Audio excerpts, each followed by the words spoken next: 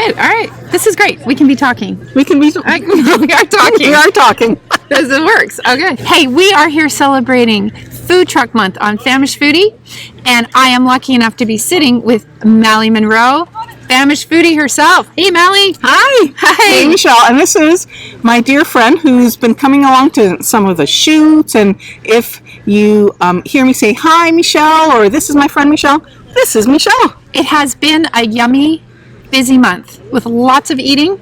So tell me, what on earth possessed you? Last year, when I started filming, I filmed 2 food trucks, Mizu Fresh Fruit Ice Cream and Drifter's Creamery. And I was going to go and publish them this year in the summertime. And then I thought, what about putting together a special that just solely focuses on food trucks? What's the difference between going out for lunch with a food truck, going out for lunch in a restaurant? Going to a traditional brick and mortar restaurant, More formal, it is far more formal. but fun.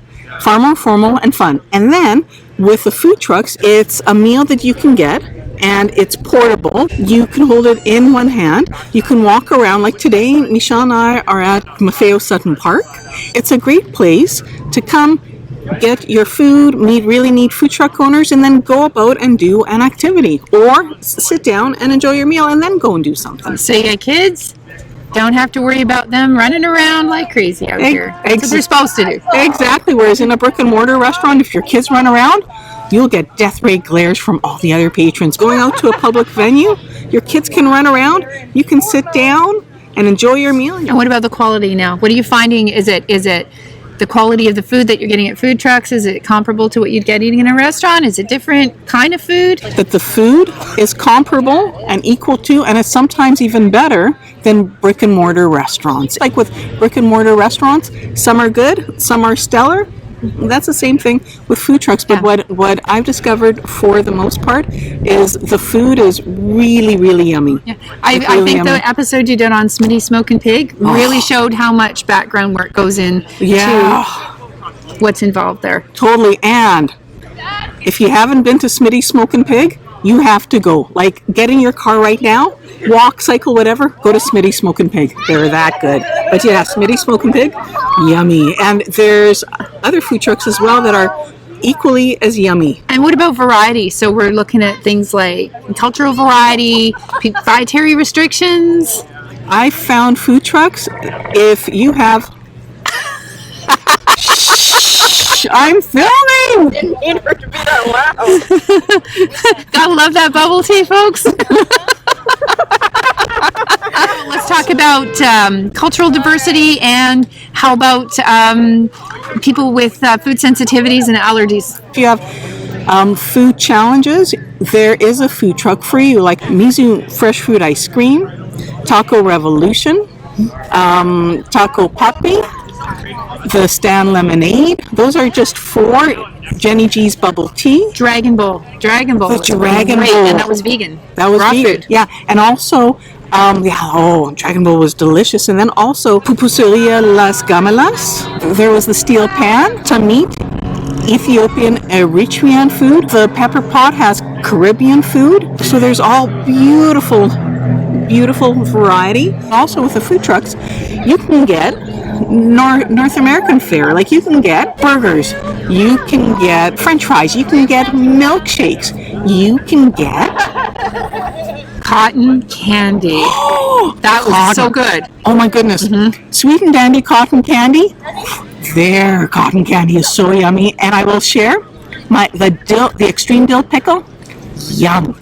Dill pickle, sweetness, so good. And at Mizu, they've got dairy-free options made with cashew milk and gluten-free options for the cones. And Lickety Drippity, they make the cutest ice creams. Oh my goodness. And with eyes, not real eyes, but the candy eyes. And there's Harbor City Donuts.